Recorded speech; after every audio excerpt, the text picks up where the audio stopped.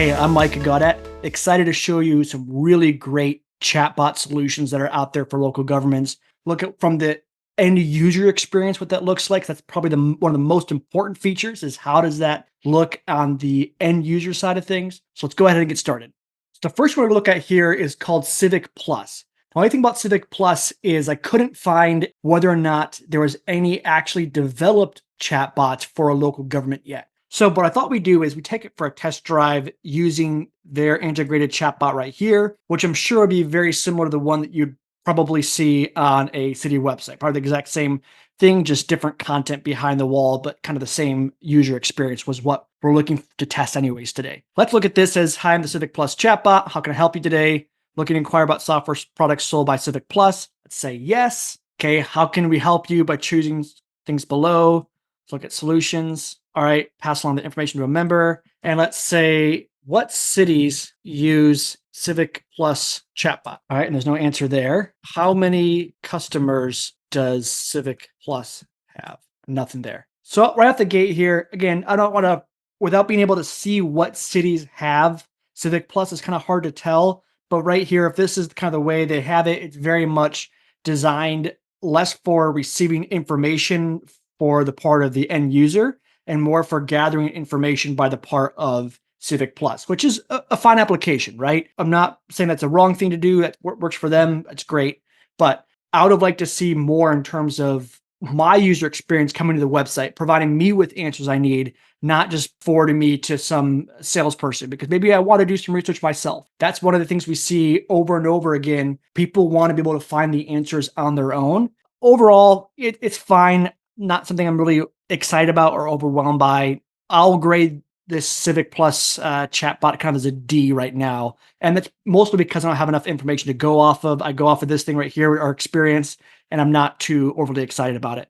And what we're going to do next, we're going to go to one called Capgemini. Capgemini is a pretty large company here from what it looks like it. But here's what I want to show you this is they actually built the chatbot for texas.gov. And let's say I want to learn how to register to vote. Okay, visit texas.gov, learn how to register to vote. We say, yes, thank you.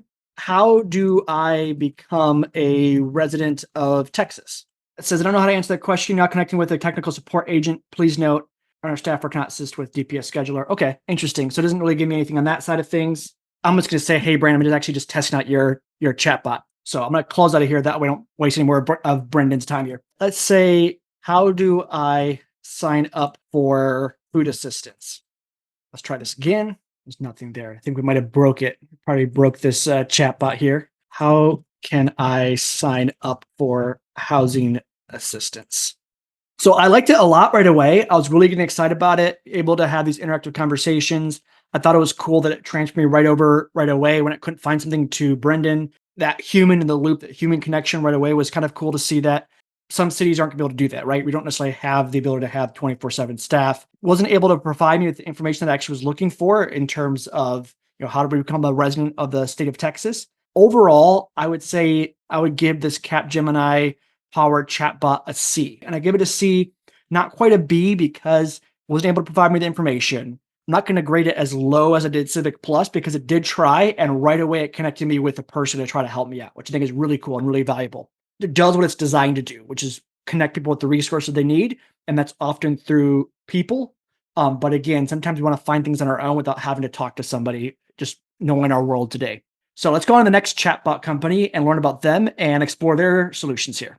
All right, so the next one we're going to look at is one called Citibot. So let's look at their web chat stuff, and so that's what we're exploring across these different ways. It says AI-powered chatbot accessible on your city website. Embeddable generative AI chatbot plugs right into your existing website. Provide 24/7 accessibility, real-time solutions. Chatbots seamlessly handle inquiries, service requests, and feedback, reducing response times and administrative burdens. Leveraging generative AI, powered by our state-of-the-art generative AI platform. Our bots are customized to the needs of every municipality, large or small. Let's go ahead and test out a couple of these ones and see what we have here. And let's say I'm a resident of Ann Arbor, Michigan. And how do I find the chatbot, right? I'm looking for information. And here we go, right here in the bottom right corner, we have Ask Ann. So let's say I want to know how many dogs I can have. Okay, it talks about dog parks. You're allowed to bring no more than 2 dogs per handler at one time. How many dogs can I have at my residence? Okay, it says, I'm not sure about the specific number of dogs at a residence. However, we plan to visit a dog park. So it's talking about the dog park there. All right, let's try something else. And let's say I want to build a shed in my backyard. Right, here we go. It talks about needing to obtain a zoning compliance permit. If the shed is 200 square feet or less, you can apply for the permit online using the city's online permitting system. Here's the permitting system. Let's make sure this is the right one. Questions, contact the planning department at phone number or email. Let's just make sure this is the right permitting thing.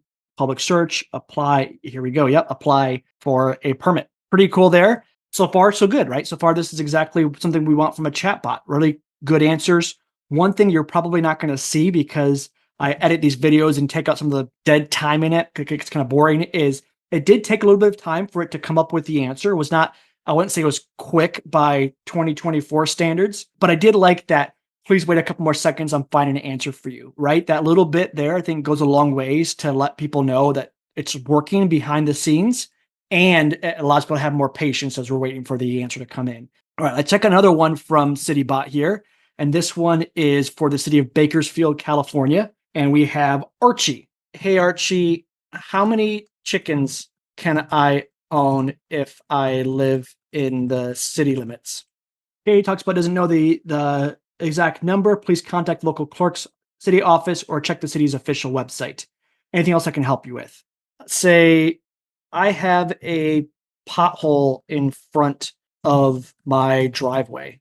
All right, the city provides residential garbage and recycling collection once a week. Pickup schedules vary by location. See your address schedule. Please visit our collection services lookup tool. Visit us here. So not quite what I was looking for. Talking about reporting a pothole, talks about picking up garbage. So little off there.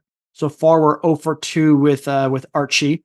Okay, let's look at this next one. Let's try one more here. I want to open a bakery. Here, to open a bakery and obtain the necessary business license and permits, find all the required forms and the reports and forms page of the City of Bakersfield's website. Information on business licenses, permits, and fees, please visit this. Okay, so Bakersfield, I think there's some work that probably needs to be done on the back end still, because what I noticed is on some of these questions here, right? For the first one on chickens, it didn't know that, which is fine.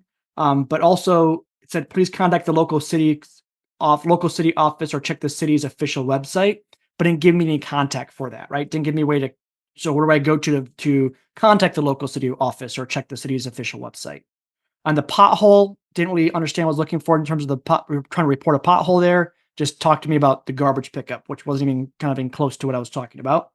And then opening a bakery, it did finally provide me with information on how to do that. Talks about, picking up forms in person at the treasury counter located at 1600 Truxton Avenue.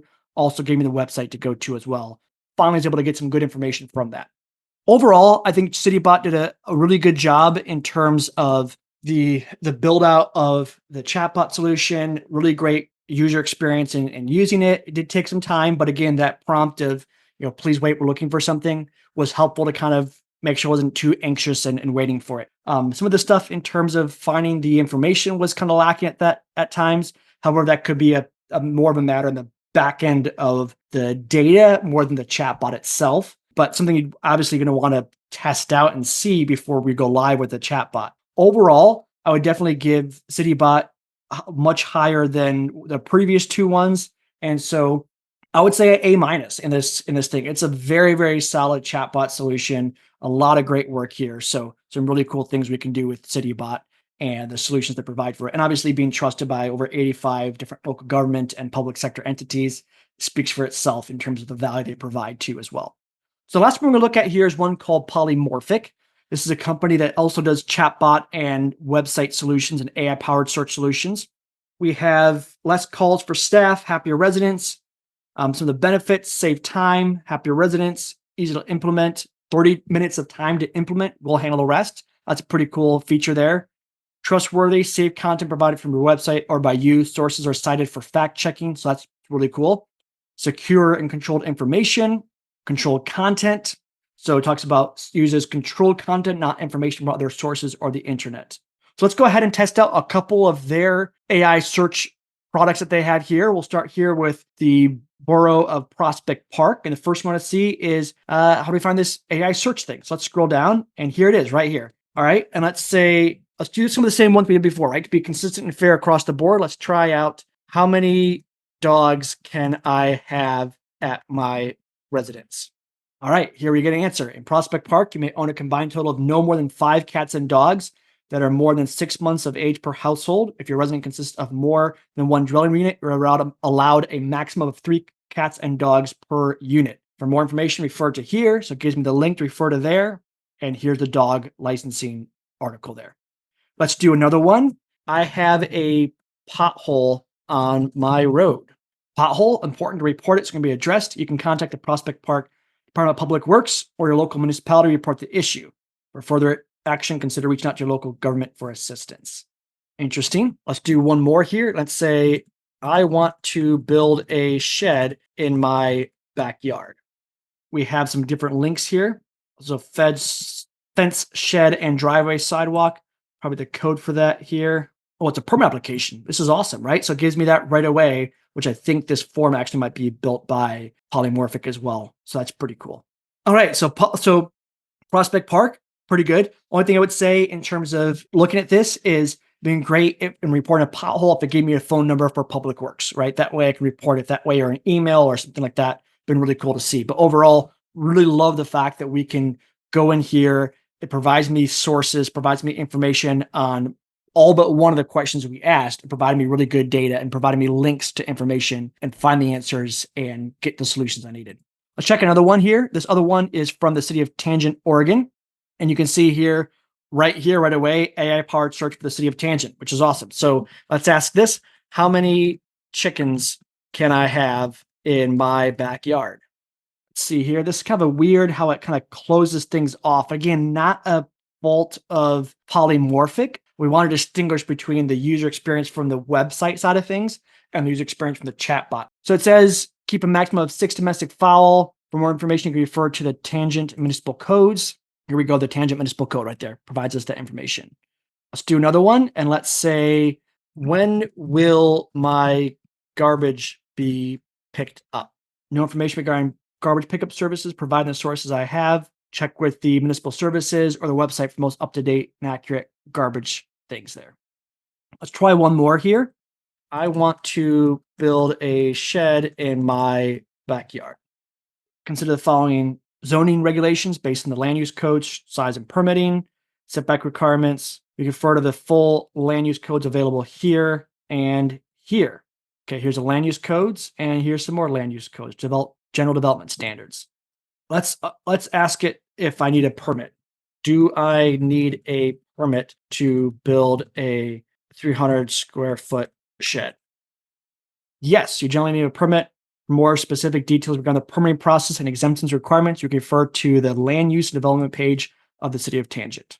Provides this for me, the development page here. And I had to look at a 15-minute meeting with the director, pre-application meeting, all that stuff right there to do that, which is pretty helpful, right?